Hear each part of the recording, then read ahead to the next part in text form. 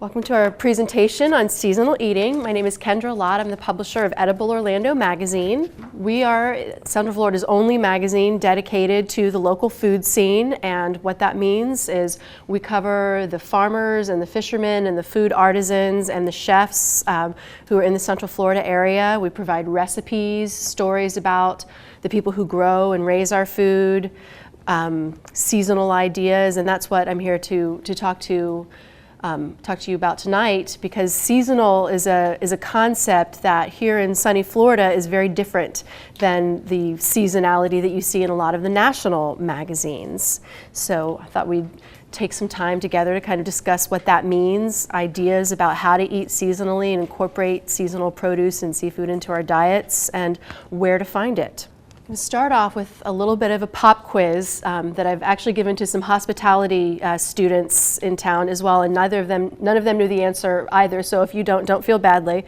But just to start off, I've got 3 images here, pretty recognizable, and what do all of those items have in common? None of them are local, in fact. These are things that we sort of traditionally think about as fall type things, maple syrup and apples, and that's salmon right there being boned. And of course, these, again, apple pie, what's more fall than that? Well, thing is that Florida is not really known for apples so much as it is known for its wonderful selection of citrus, which is starting to come in the fall in the form of grapefruit. And as we get later on into the season, closer to November, December, holiday season, we get all of the other grape varieties. But backing up a minute, just to define the difference between seasonal and local. Not all local food is seasonal, not all seasonal food is local. Anyone want to venture a guess as to the difference? There's a lot of buzzwords that float around about food right now. You get organic, which means something different depending on who's certifying it, or the size of the farm, or the type of product, and what state you live in. But seasonal, of course, is something that's available only during a certain time, and local is actually my favorite food term because it's the most easy to define. It's just within a certain mile radius. 100 is one that's often used. We define local for the magazine as anything grown or raised within the state of Florida. And it's very straightforward. It either is or it isn't.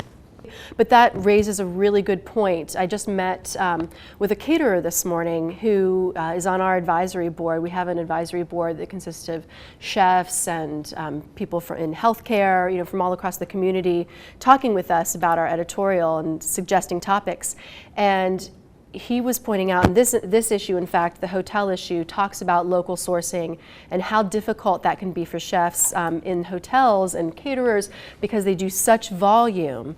So oftentimes they will supplement with things from farms that they know out of state or through a distributor or something like that. Because especially if you're in the catering business, you're not selling, you can't just, as he said, you can't just 86 it when you run out. If you've sold somebody on the concept of, beef Wellington with asparagus tips, that's what they expect on the day that they show up. So if it's something that's not sourced here, or that there's a shortfall, then that's when that comes in. So have you all heard the term locavore? Is that something you're familiar with? Is that something anyone's attempted in this room? Not yet.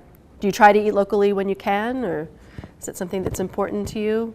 Well, I'm hoping that it will be important to you at the end of our talk. So fall in Florida looks very different than the fall that we see in popular magazines, national magazines.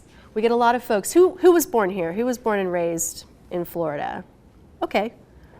Probably, so percentage-wise, we're probably not typical of most rooms in any given space in Orlando right now, because we do have so many people coming from other places where they come with their own ideas of seasonality ingrained. So it's very strange, for them to come here and have eggplant, be at the peak at this time of year, as opposed to in summer. Summer is sort of when Florida starts to drop off a little bit. All the lettuce starts to bolt and things get a little limp and disappointing, and there's an awful lot of okra and not much else. And if you want to eat fresh vegetables during the summer, then you're probably looking at a state to do that. There are a lot of benefits to eating in season, and there are a lot of places to get information about nutrition, but nearly all of them will say that produce that's enjoyed at its seasonal best is going to be the freshest and the tastiest, and also oftentimes your biggest bargain, because the retail outlet or the farmer's market hasn't incurred the cost of transport across thousands of miles to get it to you. And that's helpful. And because of that lack of carbon footprint, it's also good for the earth as well. Vegetables and produce are at their most nutritious when they are the closest to the vine or to the tree as well. The nutrients haven't had a chance to degrade on the shelf or in the truck or on the boat. And it's also good for the local economy.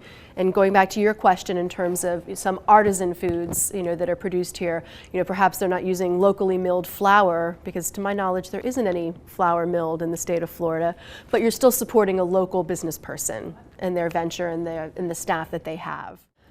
So these are just some of the benefits of eating seasonally. Do you look for things in season, and if so, how do you know, and where are you getting your information right now? In the store, the point of sale, or do you go to farmers markets, or? Say again? What's on sale in the store? What's on sale in the store, and you're finding that that's typically seasonal or local? Yeah, it depends. If a store, someplace like Whole Foods, for example, they have the little orange sign, so that makes it very easy to tell. Oftentimes, markets will trumpet what's local because it is a growing trend. Magazines like this wouldn't exist if it weren't. So people are becoming more and more aware of that seasonality, and it's not, I say the word trend. Trend implies that it's something that's passing, but I actually don't think that it is. This is just sort of getting back to a way that people used to eat. And in our country, prior to the sort of processed foods boom, say post-war, oftentimes it can be a challenge to figure out ways, especially when the weather turns a little bit and we're hankering for something more fall-like. So how do we incorporate these different vegetables, the eggplant and the broccoli and things like that, into our diets? Fresh, look to salads, and we can even look beyond the traditional thing on top of lettuce type salad and look to noodles and cold noodles and grains, and incorporate vegetables that way into our diet. Stir fries and slaws, another very easy way. Cucumbers are at their peak right now, and I showcase them because they are one of the few things that are just starting to trickle onto the market right now. We're seeing star fruit, carambola, coming into the market.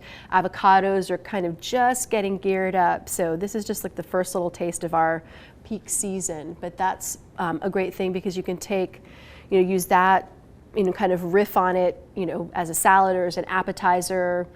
Frozen is also a great way to preserve the sort of season's harvest, and also nutritionally on par with a fresh product as well. And sauces and soups and stews and pot pies are all things that lend themselves very well. Like if you get a great deal on tomatoes when Florida tomatoes are in season, it's very easy to just simply put them through a food mill and cook them down, or do them in the oven at a low temperature for, I like to do them at 250, 300 for a couple of hours until they lose that moisture, and then the skins just slip right off. You process them and freeze them, and then you've got wonderful fresh tomato sauce for the rest of the season for really inexpensively.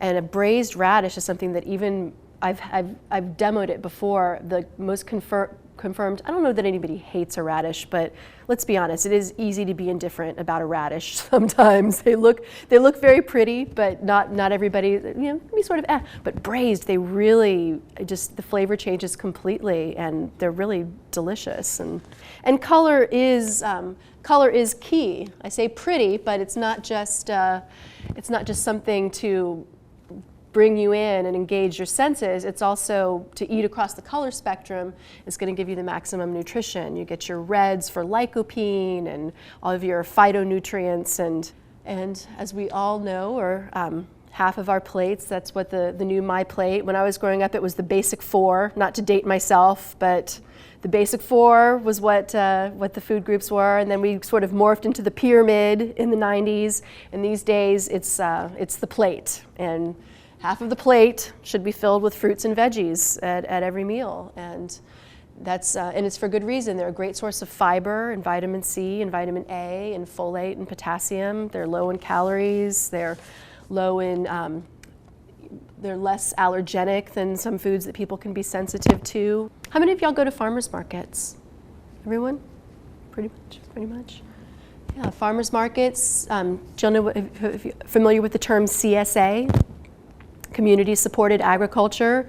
That's where you buy a share directly from a farm before their growing season starts. It's a creative way for them to help pay for their startup costs, knowing that they have a built-in amount of customers. Whole Foods, of course, as we've mentioned, great in terms of signage and making it easy to know what's local. Homegrown Co-op is an owner-owned co-op just a little further north on Orange Avenue, just north of Princeton. And then lastly, community gardens, and I'm not being flip when I say off the dock, but off the dock, another great place for local seafood as well. I live in Sanford, and there's a big culture there in terms of people going and fishing, fishing off of the dock. I lived up north. I was born and raised here, but I lived up north for a long time, and the landscape is there's a little bit more burden on the part of the consumer than there is, say, in Pennsylvania or in upstate New York where I lived. It's not as easily come by, but you find when you get out.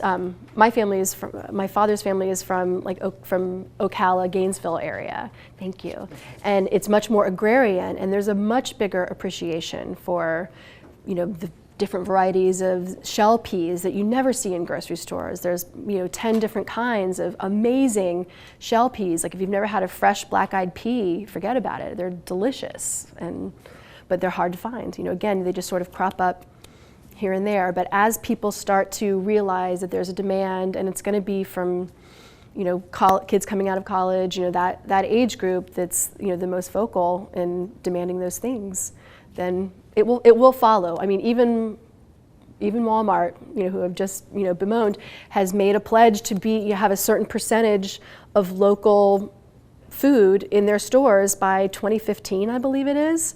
And I don't think they're doing that because, they're trying to do the right thing necessarily. They're realizing that that's where the trend is heading. People want that. So if they're looking into the future and seeing that, it'll come. It'll trickle down to the rest of it, and other people will realize that that's where there's a good business model in doing business locally.